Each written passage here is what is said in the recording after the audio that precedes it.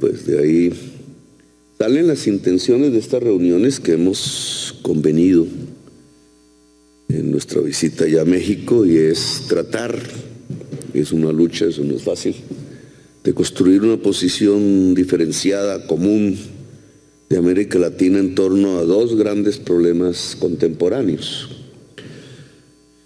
que precisamente no estaban presentes en tiempos de Rafael Uribe, Maceo y Garza, que es el tema de las drogas, la política antidrogas, que hace a América Latina víctima, con 1 millón de muertos ya, y el tema de la inmigración, que tendrá otro espacio de discusión.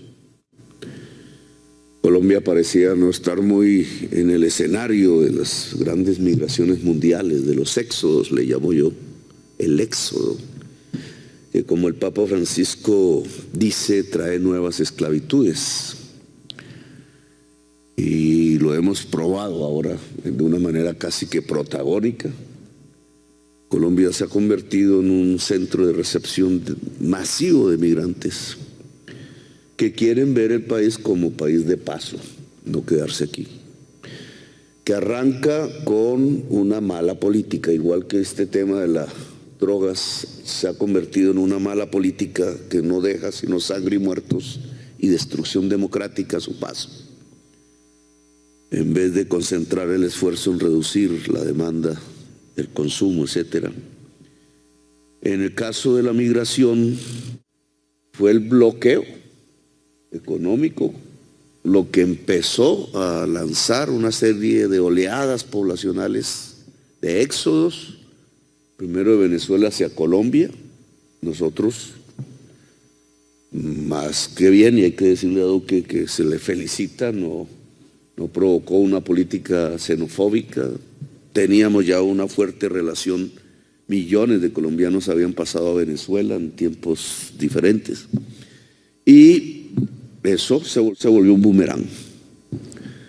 Ese flujo se repartió por toda América, inició como en una especie de imitación otros flujos de otros pueblos, ecuatorianos, colombianos, haitianos, afganos, chinos, de muchas partes de Asia, y empezó un flujo partiendo de Colombia por el tapón del Darién, se llama así, una selva inhóspita. Comenzó por centenares, ahora son miles al día, 3.000 más pasan al día, con niños, con niñas, mujeres. Se vuelven 6.000 al llegar a México y se vuelven 7.000 al llegar cada día a la frontera con los Estados Unidos, y tenemos entonces un problema americano. El problema inició con un bloqueo. Y yo pienso que relativamente en un plazo corto, porque los problemas se van a agudizar si sigue la crisis climática, se podría resolver si se quita el bloqueo. Creo que esto es lo que se llaman las políticas desacertadas, los boomerangs. Se piensa con una intención y termina pegándole la cabeza al que lanzó la política. Y no está bien, digamos, que ya tengamos para este año 500.000 de personas pasando por el tapón del Darién en manos del destino de la naturaleza y sobre todo de las mafias. Y el año entrante puede ser 1 millón, y después pueden ser 2 millones, y allá pueden ser 4 millones. Se ha iniciado un éxodo del sur al norte que tiene que ver con muchas causas, entre otras la desigualdad, la pobreza, pero también con políticas que están mal hechas, mal construidas, torpes, como la de bloquear económicamente una sociedad pensando que se cae un régimen y lo que se cae es el pueblo, lo que se cae es la sociedad misma. Usted nos ha traído una parte de la historia. Yo allá cuando fui a México hablé de Melo, General Melo, que es el único presidente indígena que ha tenido Colombia y el único que no está enterrado en Colombia. ¿Quién sabe dónde me enterrarán a mí así por ese paso? Está allá en Chiapas, después de hacer un periplo que marca el alma latinoamericana. Yo creo que ahí es mirando esas vidas de antes donde recuperamos en cierta forma algo que se nos ha perdido. Porque ese indígena de Collaima fue general de la República. ¿Cómo un indígena llegó a ser general de la República en Colombia? Hoy nos sorprendería, porque era el general del Ejército Libertador. Y el Ejército Libertador solo pudo ser ejército y vencer a los españoles, porque tenía que tener indígenas, negros, mestizos, gente del pueblo. Era un ejército popular de liberación. Y ese Ejército Libertador obviamente no le gustaba a quienes querían y tenían una visión de élite y de exclusión en la sociedad colombiana, a los dueños de los esclavos, que gobernaron a Colombia hasta 1850. Y sus descendientes todavía quieren seguir gobernando Colombia. Y ese general entonces pudo ser general por ser indígena, era teniente en los tiempos de Bolívar y peleó al lado de Bolívar en las principales batallas. Y a la muerte de Bolívar fue a defender las ideas de Bolívar peleando en Venezuela contra Páez para restablecer la Gran Colombia. Y derrotado volvió a Colombia y los obreros de Bogotá lo volvieron presidente en una insurrección y duró 8 meses porque los dueños de los esclavos organizaron ejércitos aquí en Popayán, al sur, y en Antioquia. Rodearon a Bogotá y destruyeron el Ejército Libertador y se acabó el Ejército Libertador. Murió. Y el general se fue a Nicaragua y peleó contra un pirata que se quería tomar Nicaragua y a El Salvador, y después a Chiapas a defender a Benito Juárez bajo sus ideas de construir una profunda democracia, y allá lo fusilaron y allá está enterrado. Y ustedes me regalaron los documentos que aquí prácticamente no existen. La carta de la hija pidiendo que su cadáver retornara a Colombia, y nadie de Colombia volvió a pelear por su cuerpo, por su historia. No les gusta esa historia. Un indígena presidente. No les gusta que la vicepresidente sea negra. Y no les gusta que el presidente haya sido insurgente. No les gusta que el pueblo gobierne. Eso es todo. No les gusta la democracia. Y estas son luchas por la democracia, olvidadas, pero que hay que recuperar. Porque recuperar la historia es recuperar también el presente y el futuro. Por eso este evento que yo no conocía y que usted me enseñó, también tiene una enorme enseñanza en la historia latinoamericana. Es que no nos creíamos de un país y extranjeros de los otros. Nos creíamos el mismo pueblo.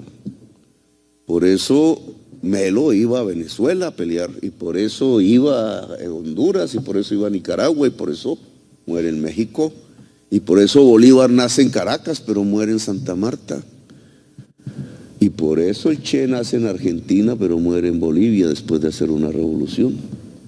Y por eso nosotros somos así, y hay que recuperar ese espíritu. Por eso se reunían a la luz de las velas en esa aldea que debió ser en ese entonces Bocas del Toro, República de Colombia, que hoy no es de Colombia, porque parte de esa historia tiene que ver con eso. Se reúnen estas 3 personas de película.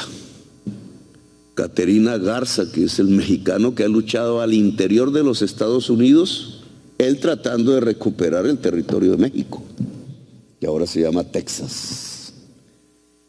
Antonio Maceo, que lucha por la independencia de Cuba, y Rafael Uribe Uribe, nuestro general de las 1000 batallas, que muere asesinado en 1914 a hachazos frente al Congreso de Colombia. Era el único senador liberal en medio de un Congreso conservador. Había hecho un acuerdo de paz. Todo esto es importante. Había hecho un acuerdo de paz con los conservadores después de la guerra de los 1000 días. Esa guerra le permitió a los Estados Unidos quitarnos Panamá. Por eso Bocas del Toro ya no es de Colombia. Era de Colombia ahí. Estaban reunidos los revolucionarios liberales queriendo profundizar la democracia en toda América en un pueblo de Colombia, a la luz de las velas, constando la insurgencia. Él hizo la paz, tantas veces intentada en Colombia, un proceso de paz, y se acabó la guerra de las 1000 días, que quizás es una de las peores que hemos tenido. Nosotros vivimos en guerra perpetua. Y después de hacer la paz, dando sus discursos en el Senado, sale un día y a los pocos metros de la salida del Congreso de la República, con hachas lo matan. 2 personas, al parecer, contratadas en ese momento por el jefe de la policía y la curia. ¿Cuál es el pecado de Rafael Uribe Uribe en ese momento para recibir la pena de muerte? Pelear por la educación pública. Rafael Uribe Uribe quería un sistema de educación pública en toda la República de Colombia.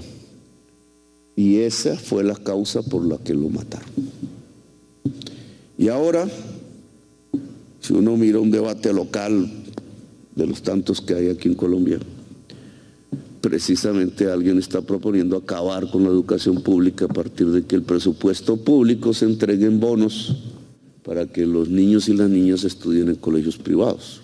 Lo cual, de entrada, dado que el colegio privado es más caro y tiene utilidad, acortaría completamente la cobertura de quienes podrían estudiar, pero es un ataque a un principio democrático fundamental, la educación pública, que este gobierno piensa es fortalecer, no acabar. Bueno, a Rafael Uribe Uribe lo mataron por querer que en Colombia existiera una fuerte educación pública. Y ese era el pensamiento de estas personas. Y yo creo que a la larga ahora, porque esto es 1895, un siglo atrás, habían otros jovencitos a la luz de las velas conspirando a hacer una revolución en nuestras tierras. Los Nariño, los Camilos Torres, los Carbonell, los Mirandas, los Sucre, todos muchachitos y muchachitas como Manuelita Sáenz y La Pola. Un siglo después son ellos y estamos otra vez un siglo después y ahora somos nosotros. Y ese nosotros y nosotras tiene que volver a este espíritu, y es que no tenemos fronteras en realidad, que somos un mismo pueblo con similares problemas, en una diversidad intensa y con una enorme capacidad de construir belleza. Usted me decía, los españoles trajeron la codicia del oro, los indígenas no lo tenían. No había codicia por el oro en estas tierras. Fue de allá que vino ese contravalor, y por eso tantos muertos. Ahora hay otros valores que hay que volver a restablecer en nuestras sociedades: la libertad real, no la libertad de mentiras, de que es que yo puedo ir a comprar en la tienda, sí, si no tienes plata, ¿qué?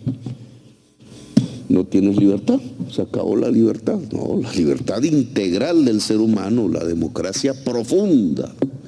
La democracia profunda es que vuelvan a haber presidentes indígenas y mujeres, y negros y negras, y toda nuestra diversidad en el poder, porque no podemos dividirnos entre unos tonos de piel y otros tonos de piel. Eso es propio de Hitler, un criminal. Y la paz, y por darle al mundo, porque somos creadores de belleza. Ahí está Gabriel García Márquez, usted lo menciona. Ese boom latinoamericano que yo leí de joven, de escritores y escritoras poderosas de todos nuestros países, entre los cuales estuvo Gabriel García Márquez, que nos enseñó a nuestra generación, porque nacimos a partir de su literatura hermosa, de la magia, de enseñarnos qué es Latinoamérica.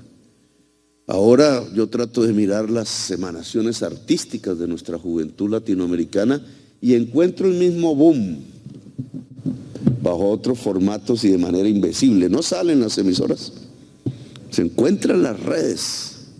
Poetas del rap. Me he puesto a estudiar esos temas, a Molotov y a tantas expresiones modernas un poco ajenas a nosotros, pero absolutamente poéticas y tan intensas como fue la escritura del boom latinoamericano. Muchacho que mataron llamado Cancerbero, venezolano, que cuando uno empieza es un poeta maldito, igual.